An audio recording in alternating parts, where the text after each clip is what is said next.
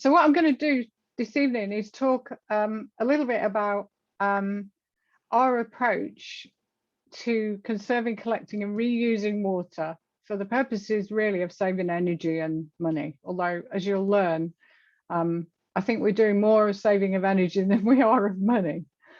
I wanted to start by talking about what our motivation was here on our property for saving water and thinking about water. And I suppose really the main motivation for us is the climate emergency, the big picture of the climate emergency, and what the IPCC have got to say about how climate change is affecting all of us the world over.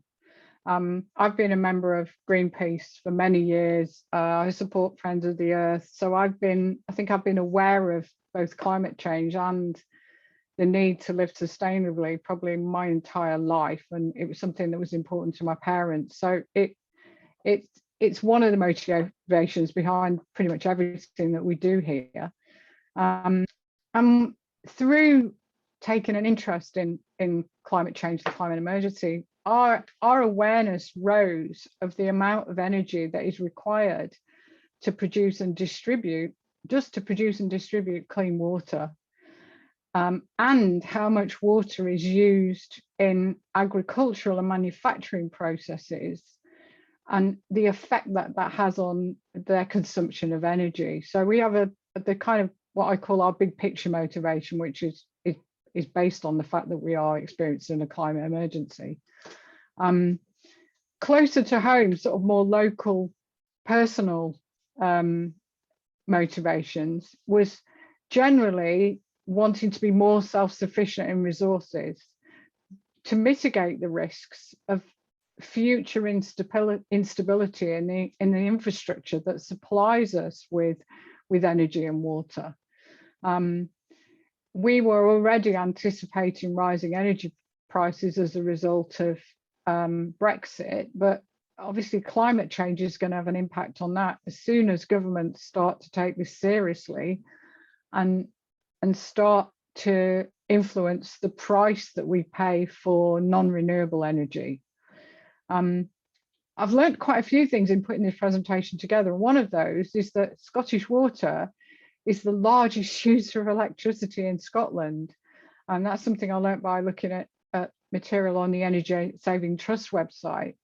And that makes you really think about how much goes into both clean water production and the disposal of wastewater. We moved into a property with a water meter, and that sort of raised our, I suppose, alertness to how much we were using water, whereas previously we just paid a flat fee at water rates in England. We didn't really have to think about it. The water was going to cost us what it cost us, whether we used lots of it or little of it. So there was a sort of a renewed motivation to save water at a personal level that came about because we were being metered. And the other way we look at this as well from a kind of almost socialist point of view, as a country and as individuals, we can afford to invest in saving energy and water. We can afford to spend money on things that probably wouldn't make a business case for us in terms of cost saving, but that might mean that energy that is being used to produce water for us can be better used to produce water for someone else who can't invest in water saving. So our position is, you know, as more fortunate people who can afford to invest in these things, we will, for the benefit of people who can't. Other aspects of our motivation to harvest water, we, in the past 4.5 years since we moved to Scotland, we've seen a big increase in demand for water because we've changed completely our lifestyle. We've moved to a property with a polytunnel, so we're now growing fruit, vegetables, and I'm growing quite a lot of trees. We have 2 horses that we used to keep at a livery stable, so we just paid them an amount of money every month, and we didn't need to think about what was being spent on drinking water or water for soaking hay for the horses. And other things like, we know that plants and animals prefer rainwater. They'd rather drink the rainwater, and obviously the plants would rather be watered by rainwater than they would by tap water. And we've also been using hosting volunteers from an organisation called WOOF, which stands for Worldwide Opportunities on Organic Farms, where we host people who come and live in the house. They receive bed and accommodation and food in exchange for working for us for a number of hours a week. But of course, that means we're accommodating more people in the house. So we're using more water for washing up, for showers, using the dishwasher more often, doing more laundry than we were before. So our consumption of water's gone up quite a bit in the last sort of 4.5 years that we've been here. To us, there's 3 aspects to our water use, and the first of those is conservation. How can we use less water, particularly mains water, both inside and outside? And there's lots of ideas. There's 4 links there, which obviously you can't click on in the presentation, but if you'd like to look at those links afterwards, we can get those sent to you. Lots of ideas about how to do that around the home and garden, that if you're interested in water harvesting, you probably already know about. Some of the things we do is we make sure we buy energy and water efficient appliances, and we use the eco settings on those appliances. I've just bought one of these little blue timers to put in the shower. So we try and limit our shower time to 4 minutes. We don't use the bath. We don't flush the loo so much. We wash the cars very infrequently. I think we probably wash our cars once a year if they're lucky. We also have found ourselves wearing clothes for longer before washing. So, you know, we notice with some of our volunteers that if they've worn something, they think it needs to go in the wash. And we've had to point out to them that if they want to freshen it up, all they need to do is hang it out on the line. And if they spill chocolate down the front of something, it doesn't need to go in the washing machine if they just get up and go and spot clean it rather than put it into the laundry. We wash clothes on a shorter cycle, lower temperatures with less detergent, you know, all these sorts of things. We have that picture there, shows you the bucket that we keep in our shower, and any water that runs off us into the bucket gets used to flush the toilets. So we're doing a bit of our own grey water recycling in the house as well. And that is a super easy thing to do. I think that bucket cost me about £2.50. It doesn't get in the way when you're in the shower. And even in a 4-minute shower, I will fill that bucket with water, which then to flush the loos. So there's quite a few things that we're doing already to try and save and reuse water. So when we're looking at rainwater harvesting now, in getting to the chase, there's a few questions that we asked ourselves. I was saying to Kasia before we started the call, we didn't capture any rainwater before we moved to the property that we're in now. We had a small cottage type garden. We weren't growing fruit and vegetables. The trees we were growing were fruit trees, well-established fruit trees, and we did no rainwater capture at all. So this was all completely new to us. So we had to answer these sorts of questions. How are we going to capture it? So where's the rain land in such a place that we can capture the rainwater that falls out of the sky? How are we going to store it? Do we need to worry about keeping it clean? How are we going to get it to where we need to use it? Does it matter how the system looks? So are there parts of the property where we do care what it looks like, if it's next to the house and we're going to see it if we're sitting in the garden, and other parts where we don't really care too much what it looks like? When do we think we're going to need the water? And that's an interesting question, because we have horses. Although they drink water year round, we actually use more water for them in the winter because we soak their hay to remove dust spores and whatnot from the hay that we buy. So we actually use more water for the horses in the winter than we do in the summer, surprisingly. Do we need a mains water backup supply. So are there parts of the property where we could well find that we run out of harvested water, but we will still need a water supply? And do we need, even in thinking about where we were going to grow fruit and vegetables, a major consideration was, can we set up our sort of home allotment in a place where we can capture water, but also get maize water to it if we needed to? And finally, what are we willing to invest? Are there any limits on what we're willing to spend to do this, and what are they, and where do we want to economize? So we had two options for rainwater capture on our land. We've got obviously a number of roofs, buildings with roofs on, and we also have at least two places where we've got natural springs that come to the surface.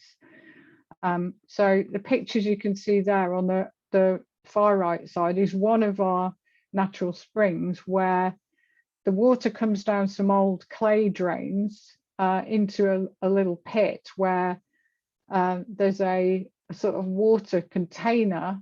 The water comes into the top of that, and out the bottom comes a blue pipe which goes off down to a water trough that's got a bullcock system in it. That's one that the natural springs that we were using for horse drinking water.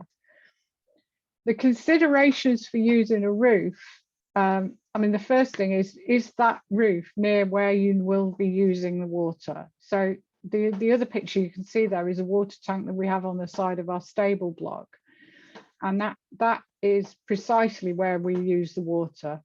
We take water out of that tank for drinking water and for hay soaking. Does the roof that you're thinking of using have a usable gutter, or do you need to put guttering on it that you can use to collect the water and pipe it to your tank?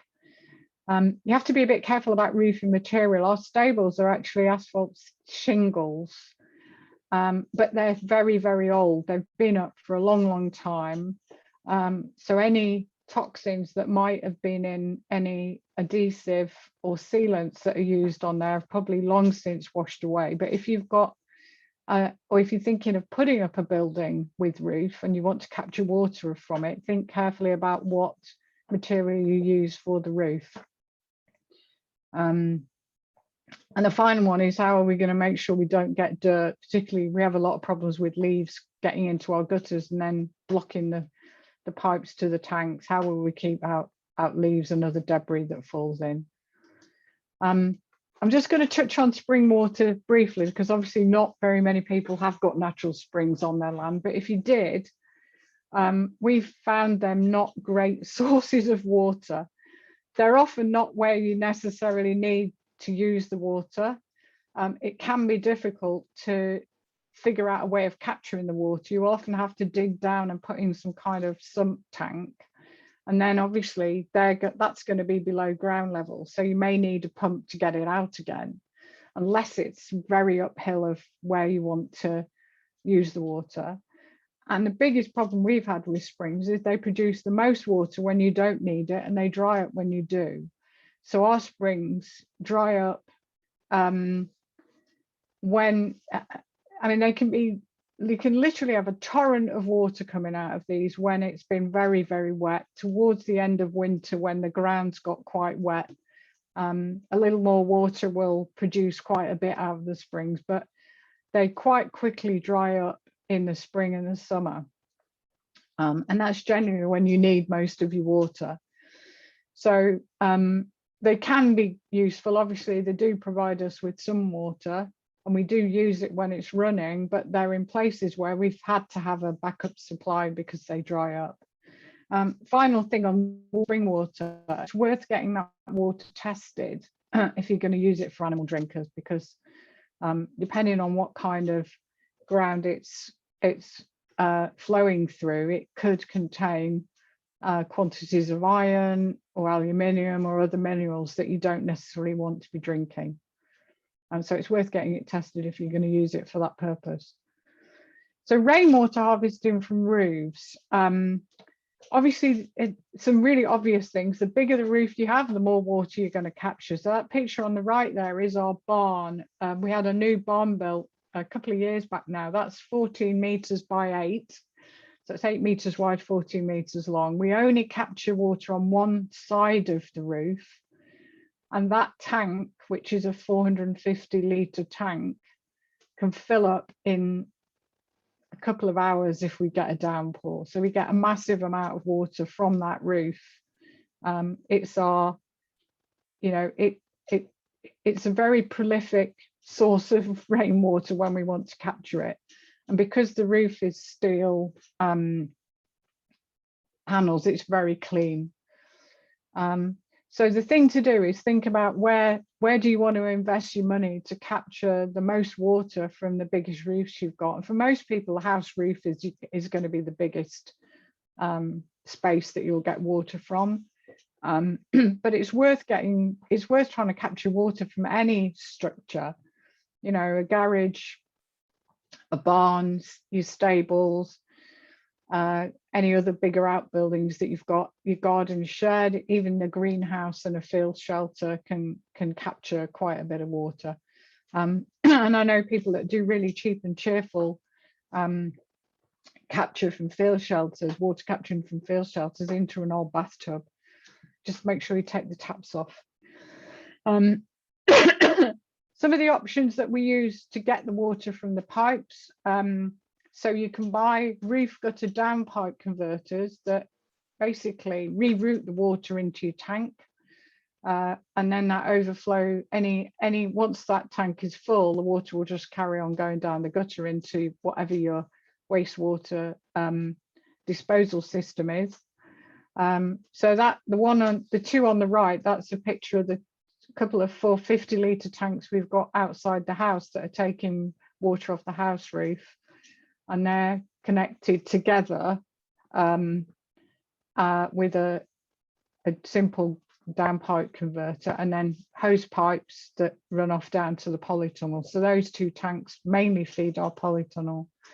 And then next to the barn, we've got an overflow system. So we've got a drain pipe that comes straight into the tank, and then out of the tank is, at the top of the tank is an overflow that goes out into a drain. And then at the back of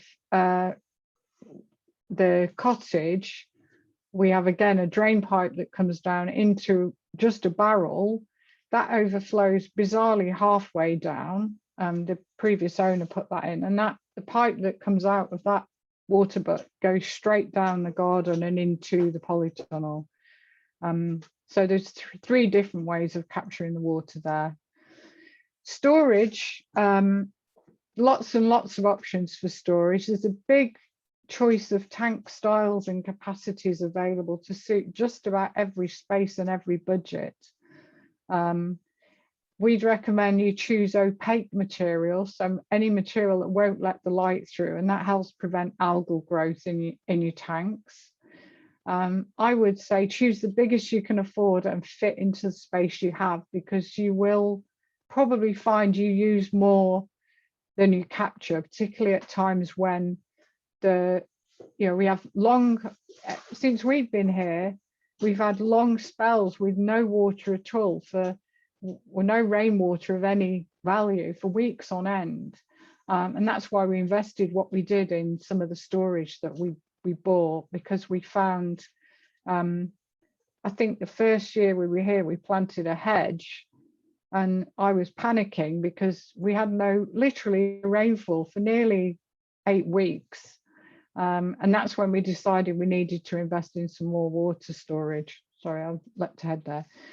All I would say is just be a bit wary of used tanks, IBCs, and those big blue chemical barrels, because you can't always be sure what's been stored in them, and they could contain toxins that you wouldn't want in your water. That doesn't mean don't use them.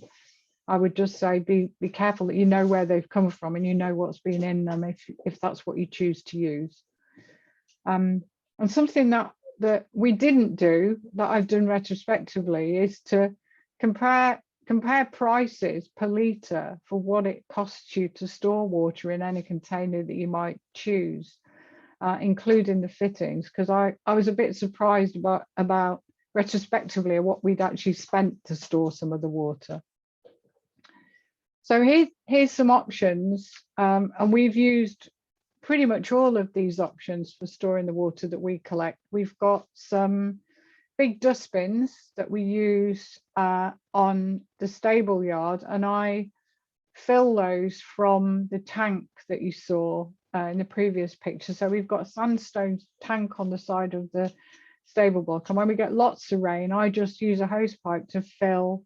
I've got 3 10-litre dustbins in a row, and I just put the hose pipe in, put a timer on my watch. I know how long it takes. It takes about 7 minutes to fill each one from the tank, and empty the tank into the dustbins. And then we use the water, put the lid on the dustbins to keep the light out, and use the water from there as we need it.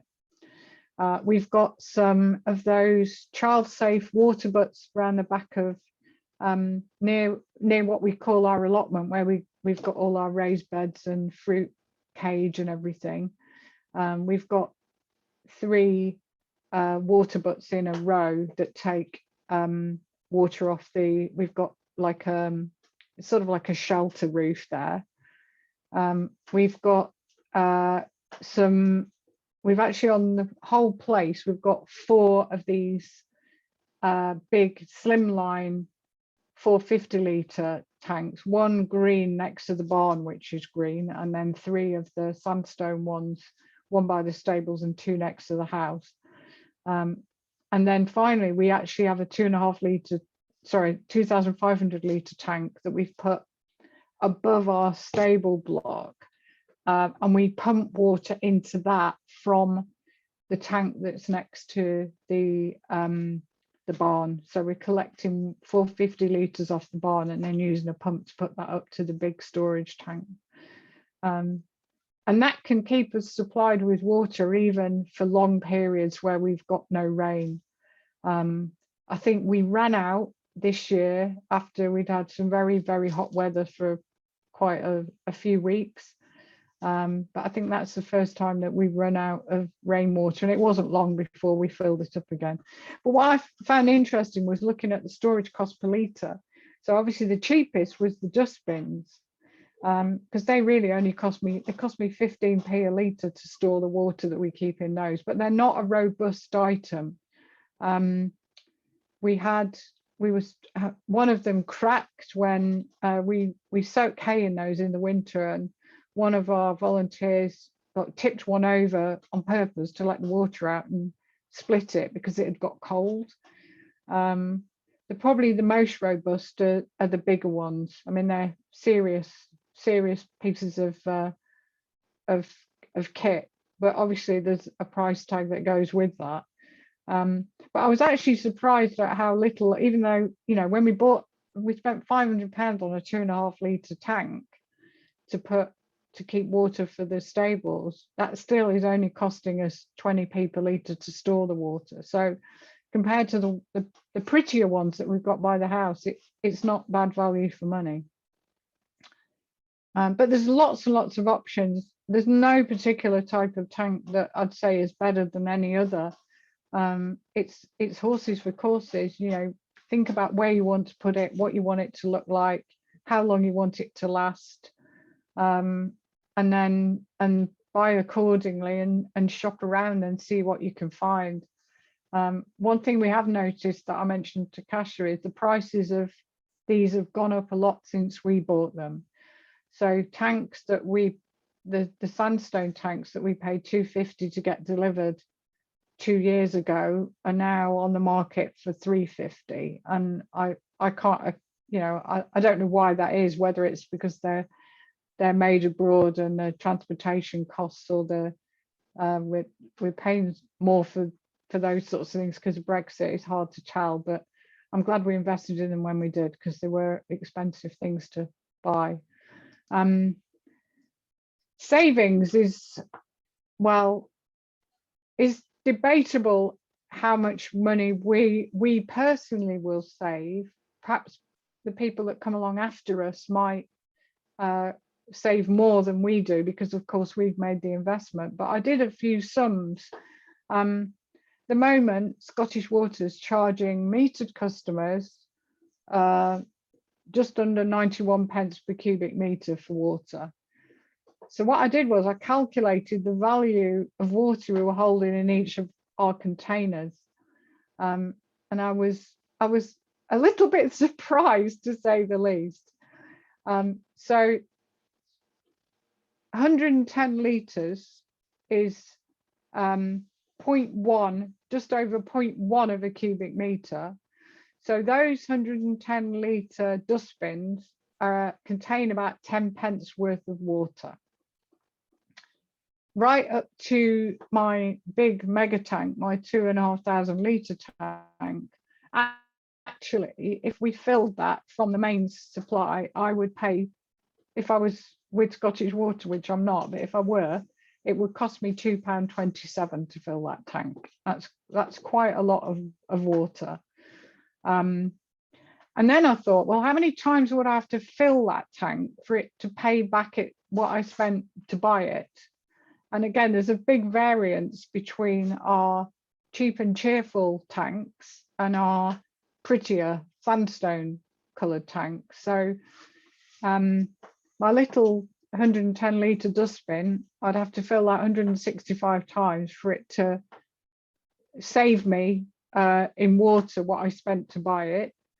My sandstone tanks I'll have to fill 612 times, and my 2.5 litre tank 220 times before that pays itself back in terms of what I've saved in rainwater. I really wish now, if I'd known 4 years ago I was going to be doing this presentation, I'd have probably kept a log of how many times we've filled and emptied that tank, so that I knew when I was getting my payback. But I just thought it was quite interesting to look at that, because I think the conclusion I came to is that it's probably not, saving money is probably not my strongest motivation to do this, or I might have thought more about the costs and benefits of this before we embarked on it. So that's storage. Distribution. Well, the watering can and the hose pipe are the obvious methods of distribution, and it hasn't escaped me that a lot of the solutions that we're using are very heavy on using plastic. There's no getting away from, really. For practicality, for using plastic as the mechanism for collecting and storing your water, but at least you can use a metal watering can for pouring it on your plants. But otherwise it's gravity fed by hose pipe, or using some sort of pump. Obviously, if you're using gravity fed, you want your storage tanks and your water butts to be elevated, both to give them some pressure so you can get a watering can underneath if you're going to use it. And we chose to build our own with timber for all of our tanks, rather than buying a sort of plastic. You can buy, some of the water butts will come with a kit which includes a plastic stand. We found they're not very high, they're not really high enough anyway, so we built all of our own with timber, and then recycled bricks and paving slabs in preference to buying the plastic ones. But something that we did look into and invest in was using pumps. So the first pump that we bought this to pump water from a spring sump, which is just next to our stables, to the big black tank, which we position 5 meters above it. And in theory, this pump should have been able to do that. It claims to have an 11-meter head, but in practice, we found it would only pump the water up about 2 meters. So it's quite a small thing. It's probably about, well, it's about the size of a half-pint glass. So it's quite a small little pump. But we've not been able to use it for the purpose we bought it, and that was to try and pump water up into the big black storage tank. But it would be useful to attach to increase pressure when you're pulling water from lower tanks, or to pump water between tanks if you needed to do that at the same level. So we haven't used that pump for a while, but we're going to bring that back into use for just speeding up the pressure, or just increasing the pressure from some of the tanks that we've got out on the allotment. So we looked around, and my husband Brian found a better pump. And this is the newest version of this. This is actually a borehole pump. It's 4-inch diameter, slightly bigger than a pint glass in size. And it's really efficient at pumping water. It did cost us, I can't remember what it cost us, but they're £75 to buy now. And that will pump 450 litres of water from our tank next to the barn up to the big storage tank in less than an hour, from a 12-volt leisure battery that we can either charge with mains electricity or solar electricity.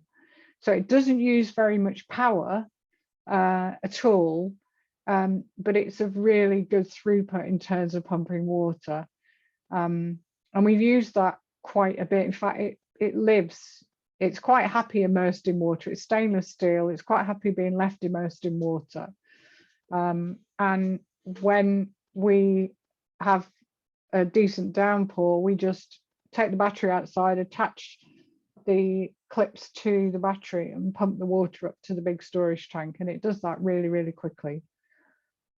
So that, if you were thinking about using a pumped system to get water to places that you need it, then that's a good one to go for, because it does, well, it certainly will shift the water 5 meters uphill. It claims to have a 70-meter head, so it will probably do even better than that.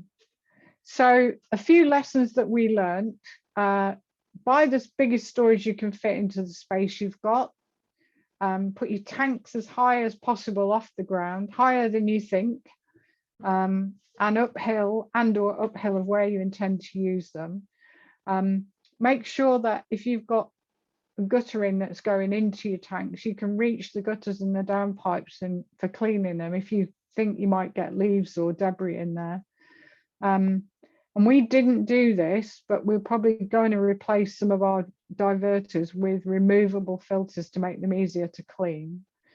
And choose diverters that can cope with the amount of water that you might get. You know, the bigger the roof, the more water that's going to come off it. So make sure that you've got diverters that can cope with the flow of water that you're going to be harvesting. Obviously, the bigger the outlet pipe you have from your tank, the lower the water pressure will be. So it may be that you decide to use a less expensive pump to get water where you need it, or to increase the pressure. Something that we find is that if we're in a hurry, in a place where we've got mains water or rainwater, there's a real temptation to just pick up the hose pipe and turn the mains water tap on to get the watering done quickly. And that's a situation where it would be better for us to use the pump to just increase the pressure so that we can get that watering done and then go off and do something else. So I would say it's worth getting a pump to speed things up if you are somebody who's time poor and wants to be able to water things quickly, or use an irrigation system where you can turn it on and walk away. Irrigation systems is probably a topic for another day, but that would be a better way to deal with a situation where you've got low pressure in the water. And the other lesson learned, the money we invested in trying to harvest spring water wasn't really worth it. Harvesting rainwater has been much more worth the investment that we have made. I think the other thing is set realistic expectations for what you can do. Unless you use a lot of water outside for plant watering or any other uses that you might want to make of rainwater, if you do want to wash your car with it, then I would say don't go about rainwater harvesting expecting to save a lot of money on water in the short term. It's a long-term investment thing. even if you only use a cheap water butt. And if you can't afford to spend very much, or you don't want to spend very much to begin with, while you learn about how much water you're going to use, then, you know, ask around friends, neighbours and family if they've got water butts sitting around that they don't use. Many people do. Look on Facebook Marketplace. I'm terrible for finding bits and bobs on Facebook Marketplace that I think I can repurpose for something else that people are either giving away or, you know, selling inexpensively. Don't underestimate the cost of some of the fittings. The water butt can be cheap, but connecting it up to and then distributing out to where you want it can prove to be expensive. When we bought the big 2,500 litre tank, Brian had a devil of a job actually trying to find a connector that would fit it, and he ended up with a bit of a Heath Robinson thing that, you know, otherwise would have cost quite a lot of money. Look after your hose pipe when it's not in use. That goes for, you know, whatever you're using a hose pipe for. We've just abandoned hose during the winter when we're not doing too much watering, and then found we couldn't really use it when we came to use it in the spring because it had been left folded or kinked by the last person that used it, and then it had split, it got cold and split. And I think the thing to do is focus on the bigger picture. Don't, like I said, don't go about this to save money. It's not about, for us, it's not been about, oh, we'll get a smaller water bill. I don't think we do. But what we do is to try to think about, you know, saving the planet rather than saving money. There's a few things that we're planning on doing in the future. One of those is to set up an outdoor rainwater solar shower for use in the summer. So we'll collect rainwater, set it up in one of those black bag type solar showers. They're really, really good. They heat the water up really quite warm to use in the summer. I think that'll be really fun. We're going to be building a composting toilet, which obviously means we'll use less clean water in the house. We've got an old chicken shed. We're going to re-roof that with a steel roof, and then we use that to store fencing materials and fence posts and rails and stuff. We're going to use that for water capture. We'd love to redesign our home plumbing system to enable easier use of grey water than putting a bucket in the shower, but whether that will come about in this place, I'm not sure, but it will be something we definitely look at if we were building our own place or re-plumbing a future property. Currently, we've got eco toilet systems in our house, but they are actually a really poor way of saving water because you have to flush them twice to get them to work. So when we do refurbishment, we're going to look a bit harder into getting some proper eco loo systems that when you flush them actually do flush. And then when we need to, we have some shingle roofs that we're going to re-roof when they need to be with steel, so that's a safer surface for capturing water on.